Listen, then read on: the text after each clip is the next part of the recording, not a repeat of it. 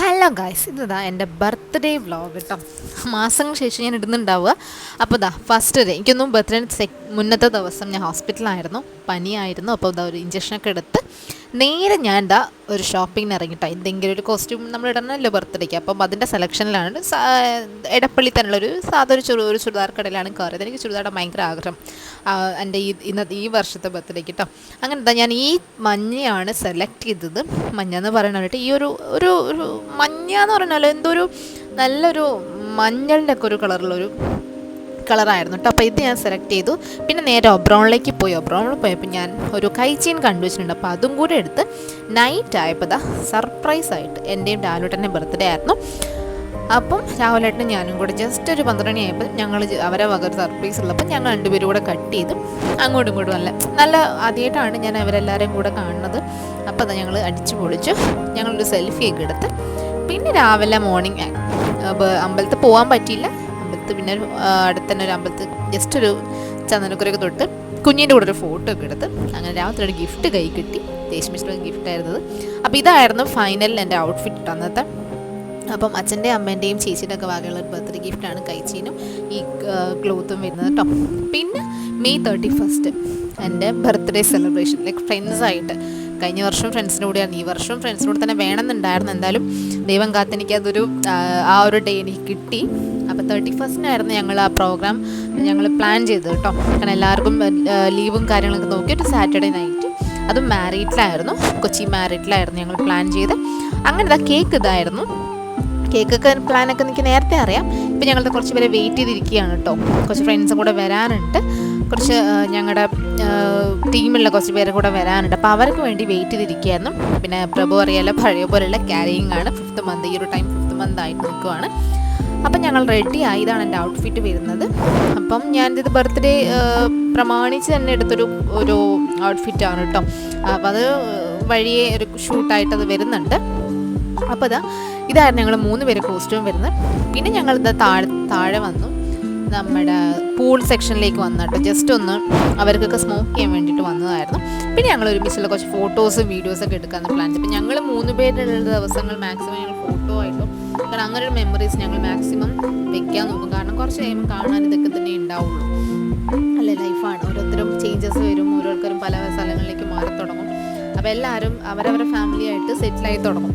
അപ്പോൾ ഞങ്ങൾക്ക് കിട്ടുന്ന ചില സമയങ്ങൾ ഞങ്ങൾ മാക്സിമം എൻജോയ് ചെയ്യാറുണ്ട്. അതിലൊന്നാണ് ഇത് കേട്ടോ.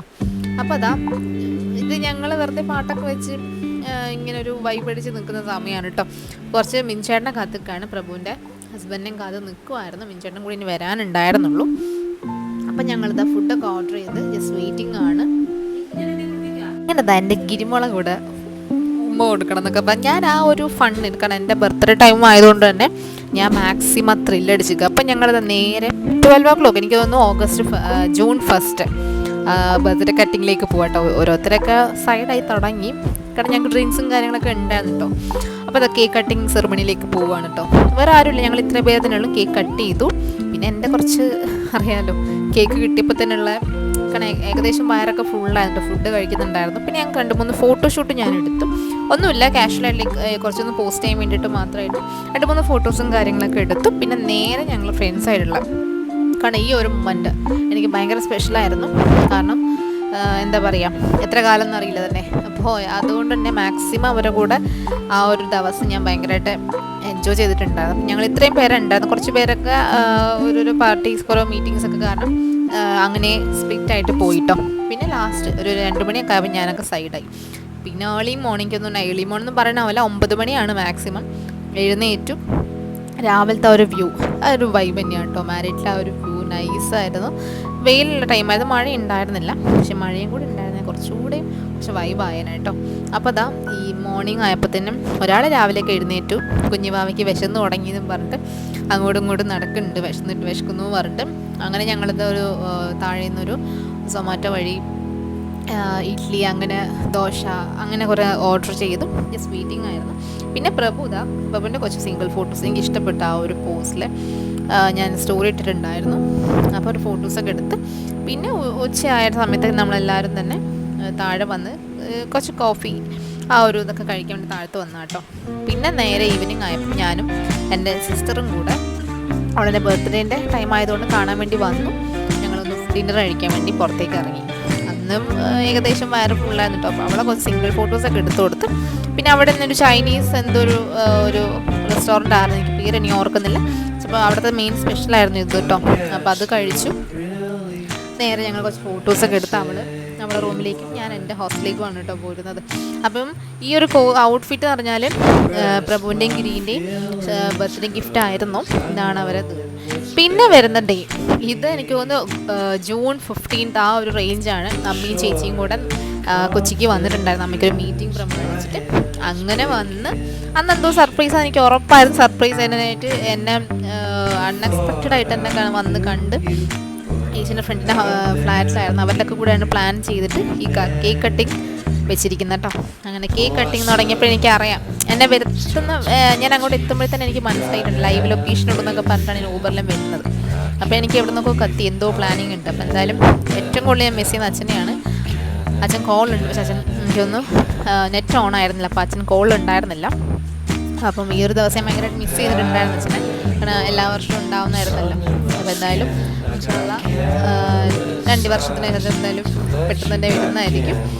അപ്പം ഞങ്ങൾ അവിടുന്ന് കുറച്ച് കേക്ക് കട്ടിങ്ങും കാര്യങ്ങളൊക്കെ കഴിഞ്ഞ് കേക്ക് കട്ട് ചെയ്ത് അത് ഫ്രണ്ട്സിൻ്റെ കൂടെ മാത്രമല്ല കട്ട് ചെയ്ത്. ഇപ്പം എൻ്റെ ഫാമിലി വെച്ചാൽ ഇപ്പം ഞാൻ ബർത്ത്ഡേ കഴിഞ്ഞാലും ബിലേറ്റഡ് ആണ്, അഡ്വാൻസ് ആണ്, ഒരു കേക്ക് കട്ടിങ് എന്തായാലും ഫാമിലിൻ്റെ കൂടെ ഉണ്ടാവും.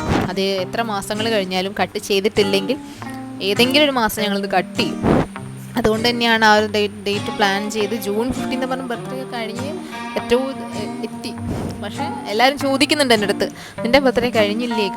കാരണം അത് കേക്ക് കട്ടിങ് കഴിഞ്ഞ് അവരായിട്ടൊരു സെലിബ്രേഷനൊക്കെ കഴിഞ്ഞാൽ അത് കഴിയുള്ളൂ, അന്നേരമാണ് അത് എൻ്റെ വരുന്നത്. അപ്പോൾ കുറച്ച് ഫോട്ടോസും കാര്യങ്ങളും എടുത്ത് അമ്മേനെ ഞാൻ ഉമ്മ കൊടുക്കുന്നു കേട്ടോ. അപ്പോൾ അമ്മ അത് ഇറിറ്റേഷൻ ആവുകയാണ് അമ്മയ്ക്ക് ഈ ലിപ്പിൽ ഉമ്മ കൊടുക്കാറ് ഭയങ്കര കുറവുള്ളൊരു പരിപാടി. അപ്പോൾ അമ്മയ്ക്ക് അത് ഭയങ്കര ഇടങ്ങാറായിട്ടാണ് അമ്മ ഈ ഒരു കളി കളിച്ചത് കേട്ടോ. അപ്പോൾ ഞാൻ കുറച്ച് സിംഗിൾ ഫോട്ടോസൊക്കെ എടുത്ത് പിന്നെ പിറ്റേ ദിവസം ഞാൻ മോർണിംഗ് തന്നെ വർക്കിന് പോയി കഴിഞ്ഞപ്പോൾ ഈവനിങ് ഞാനും അമ്മയും ചേച്ചിയും കൂടെ ഒബ്രോണിലേക്ക് വന്നു കേട്ടോ. ജസ്റ്റ് അവിടെ ഒരു മാംഗോ ഫെസ്റ്റിവൽ നടക്കുന്നുണ്ടായിരുന്നു. അപ്പോൾ ആ ടൈം ആയപ്പോഴത്തേക്ക് അമ്മയ്ക്ക് മാംഗോ വാങ്ങണം. സത്യം പറഞ്ഞാൽ മാംഗോ എന്ന് വെച്ചാൽ ശാന്തി മൽഗോവ എന്ന് പറഞ്ഞൊരു മാംഗോ ഉണ്ട്. ശാന്തി എൻ്റെ നിക്നെയിമാണ്. അപ്പോൾ അതുകൊണ്ട് തന്നെ അമ്മയ്ക്ക് ആ വാങ്ങണം എന്ന് പറഞ്ഞിട്ടാണ് അമ്മ അവിടെ മെയിനായിട്ട് വന്നത്. പിന്നെ അമ്മേൻ്റെ ന്യൂ ലുക്കാണത്. അപ്പോൾ അതൊക്കെ കുറച്ച് ഫോട്ടോസ് എടുത്ത് പിന്നെ എൻ്റെ ചേച്ചീൻ്റെ ലുക്കിലൊരു 2-3 ക്ലിക്കൊക്കെ എടുത്ത് പിന്നെ ഞങ്ങൾ 3 പേരൊരു സെൽഫി എടുത്തു. പിന്നെ മാംഗോ വാങ്ങിയാൻ വേണ്ടി ഞാനും അമ്മയും കൂടെ പരതി നടക്കുക. ആക്ച്വലി ആ മൽഗോവ കാലിയൊരു സ്പേസ് ഉണ്ടല്ലോ, അതായിരുന്നു കേട്ടോ മൽഗോവ, അത് തീർന്നിരിക്കുകയായിരുന്നു. പിന്നെ എനിക്ക് ബർത്ത്ഡേ സ്പെഷ്യലായിട്ട് 2-3 ഡ്രസ്സസും കാര്യങ്ങളൊക്കെ വാങ്ങാൻ വേണ്ടി കയറിയ, പക്ഷേ എനിക്ക് അവിടുത്തെ ഒന്നും എനിക്ക് ഇഷ്ടപ്പെട്ടില്ല. അമ്മ 2-3 ചുരിദാറും കാര്യങ്ങളൊക്കെ എടുത്തിട്ടുണ്ടായിരുന്നു. ഇതാണ് അമ്മയുടെ ഔട്ട്ഫിറ്റ് വരുന്നത് കേട്ടോ. നൈസായിക്കില്ല, ആളൊരു ആദ്യമായിട്ടോ ഇങ്ങനത്തെ കോസ്റ്റ്യൂമൊക്കെ ഇടുന്നത്. അപ്പം ഞാനും ചേച്ചി ഈ ഒരു ഔട്ട്ഫിറ്റായിരുന്നു കേട്ടോ ഇട്ടത്. പിന്നെ കുറച്ച് സെൽഫീസും. അവിടെ നിന്ന് വേറെ പ്രത്യേകിച്ചൊരു പണിയൊന്നും ഇല്ലായിരുന്നു, കാരണം എനിക്ക് തീരെ അവിടുത്തെ കളക്ഷൻസ് ഒന്നും ഇഷ്ടപ്പെട്ടിട്ടുണ്ടായിരുന്നില്ല. അതുകൊണ്ട് വേറെ ഒന്നുമില്ല. അപ്പം ഞങ്ങളിത് ബില്ലിങ്ങിലേക്ക് എത്തി. ബില്ലിങ് കഴിഞ്ഞ് ഞാനും അമ്മ എന്തൊക്കെയോ പാട്ടൊക്കെ പാടി അങ്ങോട്ടും എന്നൊക്കെ പറഞ്ഞ് ക്ലോസിങ് ടൈമാട്ടോ, അവിടെ ക്ലോസ് ചെയ്ത് സെക്യൂരിറ്റി അവിടെ നിൽക്കുന്നുണ്ട്. അങ്ങനെ എത്തി. പിന്നെ എൻ്റെ ബർത്ത്ഡേ സ്പെഷ്യലായിട്ട് ഞങ്ങളുടെ ഫാമിലിക്ക് ഒരാൾ വന്നായിരുന്നത് വിക്കി. ഇതാണ് എൻ്റെ